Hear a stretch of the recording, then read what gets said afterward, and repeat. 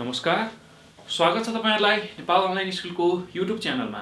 आज हामी कक्षा 10 को ऐच्छिक गणित अर्थात अप्सनल म्याथमेटिक्स को विशेष गरेर हाम्रो एल्जेब्रा अन्तर्गत रहेको पोलिनोमियल जसलाई हामी बहुपदीहरू भनेर भन्छौं हो त्यसको बारेमा चाहिँ बुझ्न गइरहेका छौं र त्यसको कन्सेप्टलाई हामीले चाहिँ एकचोटी फेरि बुझ्ने छौं।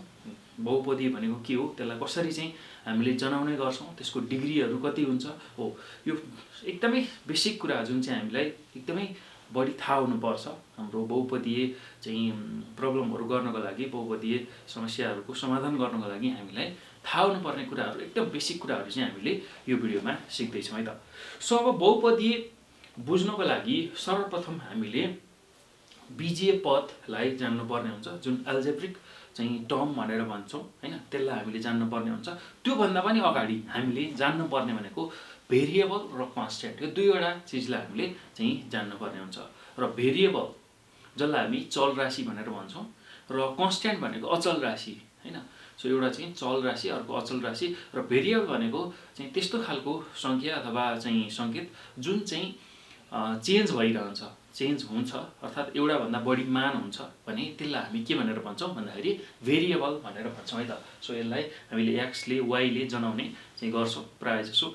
अब त्यसैगरी कन्स्ट्यान्ट भनेको चाहिँ एउटाबाट अर्कोमा चाहिँ बदल्न नसक्ने, जस्तै कि एउटा नम्बर आयो 5 आयो भने अब त्यसलाई हामीले बदल्न सक्दैनौं हो, 5 6 1 2 जे पनि हुन सक्छ है त। सो यो कुरा हामीले एकदमै राम्रोसँग बुझ्नु पर्यो। कन्स्ट्यान्ट र भेरिएबल बुझिसकेपछि अब बीजीय पद भनेर हामीले बुझ्नुपर्छ।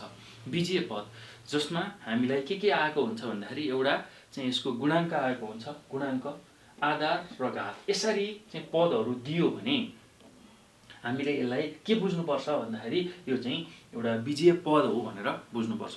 र यही बीजीय पदहरूलाई मिलाउँदाखेरि नै हामीले के भन्छौं चाहिँ के निकाल्न सक्छौं भन्दाखेरि बीजीय पदलाई भिन्न भिन्न स्वरूपमा यसरी चाहिँ प्लस इन्टु डिभाइड माइनस यसरी यो संकेतहरूद्वारा हैन, संकेतहरूद्वारा यसलाई लेख्दै गइयो भने यसबाट चाहिँ अब एकपदीय अभिव्यञ्जक, त्यसैगरी द्विपदीय अभिव्यञ्जक, त्रिपदीय अभिव्यञ्जक हुँदै बहुपदीय अभिव्यञ्जक पोलिनोमियलसम्म अर्थात बहुपदीयसम्म चाहिँ हामीले लेख्न सक्छौं है त। सो हामीले के बुझ्नु पर्यो भन्दाखेरि कन्स्ट्यान्ट र भेरिएबल बुझ्नु पर्यो सुरुमा। त्यो जानिसकेपछि कन्स्ट्यान्ट भनेको यस्तो नम्बरहरू हैन, भेरिएबल भनेको x y जुन चाहिँ भ्यारी गर्छ, चेन्ज हुन्छ हैन, त्यसले एउटा भन्दा बढी मान लिन्छ, त्यसलाई हामी चाहिँ भेरिएबल भनेर बुझ्छौं। यो जानिसकेपछि अब त्यसबाट एउटा चाहिँ बीजीय पद अल्जेब्रिक चाहिँ टर्म बन्न आउँछ, यस्तो खालको पद बन्न आउँछ।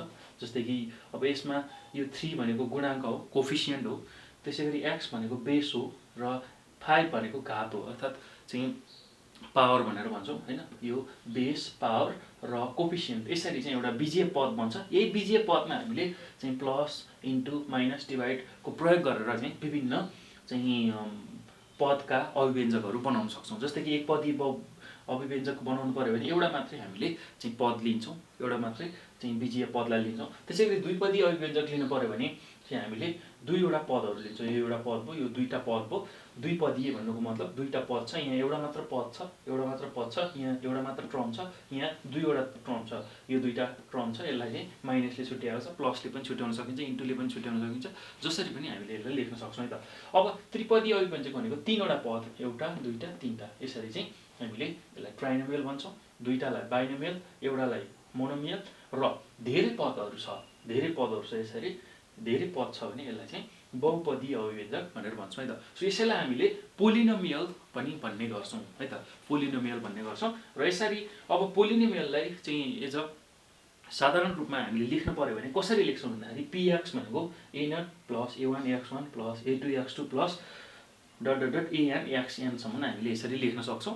अब यसमा a0 a1 a2 गर्दा an भनेको चाहिँ यो खासमा वास्तविक संख्या हो, रियल नम्बर हो भने n भनेको धनात्मक पूर्णाङ्क हो, जसलाई हामी नन नेगेटिभ नम्बर भनेर भन्छौं। यो चाहिँ पोजिटिभ नम्बर हुन आउँछ है त। सो यति कुरा चाहिँ हामीले यो एउटा साधारण रूप चाहिँ हाम्रो बहुपदीयको हैन, साधारण रूप पोलिनोमियलको साधारण रूपलाई हामीले बुझ्न सक्छौं। अब घाताङ्कको रूपमा चाहिँ बहुपदीयलाई लेख्न पर्यो भने हेर्नुस् त, px बराबर a0 plus a1x plus a2x² plus a3x³ plus dot dot dot an xn यसरी चाहिँ हामीले यसलाई लेख्न सक्छौं।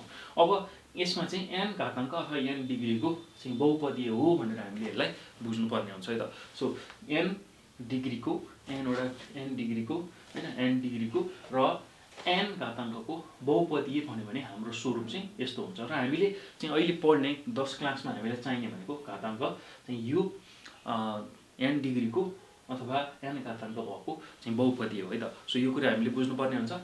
अब यति कुरा जानिसकेपछि अब यो जुन हामीले बहुपदहरू छ अथवा बहुपदीहरू छ यसलाई चाहिँ विभिन्न चाहिँ तरिकामा हामीले यसलाई वर्गीकरण गर्न सक्छौँ हैन।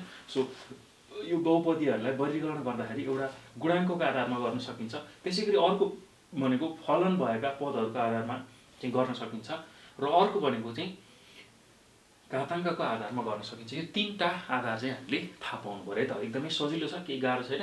सो यो एकदमै महत्त्वपूर्ण छ, यो कुरा हामीले जान्न पर्ने हुन्छ।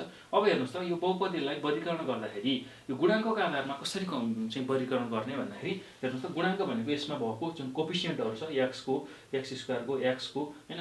सो अनि बाँकी रहेको कन्स्ट्यान्ट टर्म अथवा अचल राशि हो, यसलाई हेरेर हामीले चाहिँ अब बहुपदी हो होइन हामीले हेर्न सक्छौँ है त, बुझ्न सक्छौँ। हेर्नुहोस् त अब यो fx बराबर 3x² + 5x - 6 भन्ने एउटा फलन छ भने अब यसको गुणाङ्क भनेको 3 5 - 6 हो र गुणाङ्कको प्रकृति कस्तो हो भन्दाखेरि पूर्णाङ्कहरू चाहिँ रहेको छ भनेर हामीले भन्न सक्छौँ है त। त्यस्तै fx भनेको x² + 2x + 6 भन्यो भने 1 2 6 भयो भने घनात्मक पूर्णाङ्कहरू भनेर हामीले भन्न सक्छौँ है त। यसरी चाहिँ यसलाई हेर्न सकिन्छ गुणाङ्कको आधारमा।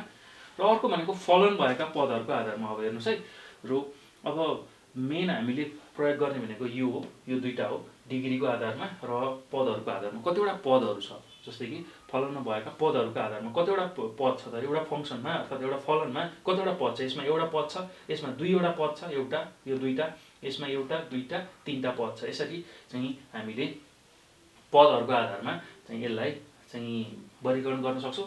एउटा मात्र पद भयो भने त्यसलाई एकपदीय भनेर भन्छौँ, त्यसलाई हामी मोनोमियल भनेर भन्ने गर्छौँ, बुझ्ने गर्छौँ। दुईटा मात्र भयो भने त्यसलाई चाहिँ बाइनोमियल भनेर भन्छौँ, द्विपदीय भनेर भन्छौँ।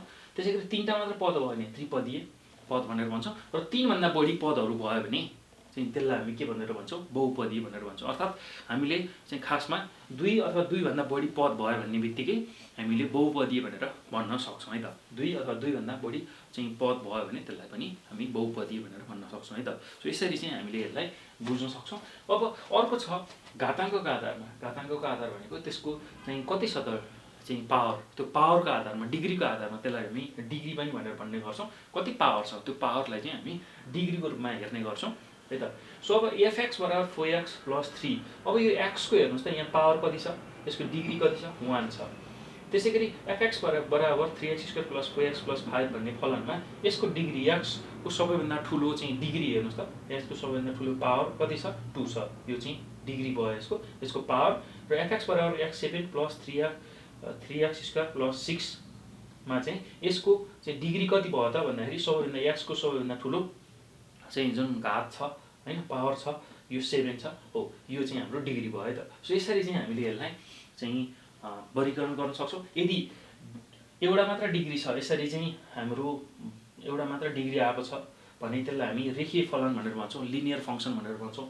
त्यसैगरी दुईटा चाहिँ डिग्री आएको छ, दुई डिग्रीको छ भने, सेकेन्ड डिग्रीको छ भने त्यसलाई वर्गघातीय फलन भनेर भन्छौँ, क्वाड्राटिक भनेर भन्छौँ। यदि तीनटा चाहिँ डिग्री आएको छ, तेस्रो तीन डिग्रीसम्मको आएको छ भने त्यसलाई हामी क्युबिक भनेर भन्छौँ, क्युबिक फलन भनेर भन्छौँ हैन। सो घनीय फलन भनेर भन्छौँ।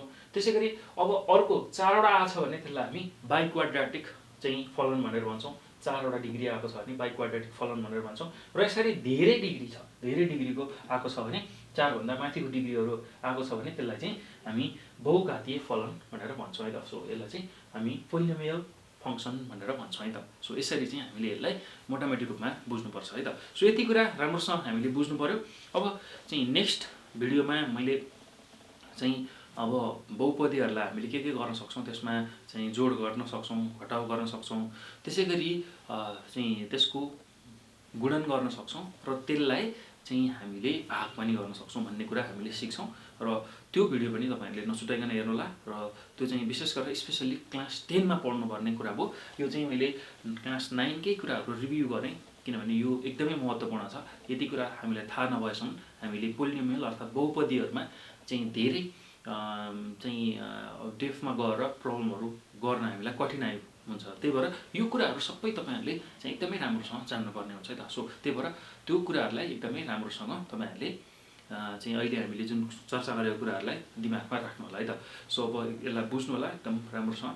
सो अब हामी नेक्स्ट भिडियोमा यसकै रिमेनिङ चाहिँ कन्सेप्टको कुराहरू चाहिँ हेर्नेछौँ है त। सो ओके, ल यति भन्दै म यो भिडियोबाट बिदा हुन्छु र यो भिडियो हेरिसकेपछि यसलाई सक्दो सेयर गर्नु होला, किनभने यो महत्त्वपूर्ण छ। यो कन्सेप्ट नबुझेसम्म हामीले चाहिँ प्रब्लमहरू गर्न सक्दैनौँ। त्यो भएर यो भिडियोलाई तपाईहरुले सक्दो सेयर गर्नु होला। यदि केही कन्फ्युजनहरू अझै भयो भने हामीलाई 9849595895 यो नम्बरमा हामीलाई कन्ट्याक्ट गर्न सक्नुहुन्छ। व्हाट्सएप, भाइबर, टेलिग्राममा हामीलाई चाहिँ तपाईहरुले मेसेज अथवा कल गर्न सक्नुहुन्छ, अथवा यही कमेन्टमा पनि तपाईहरुले आफ्नो जिज्ञासाहरू राख्न सक्नुहुन्छ। सो यति भन्दै म बिदा हुन्छु। धन्यवाद।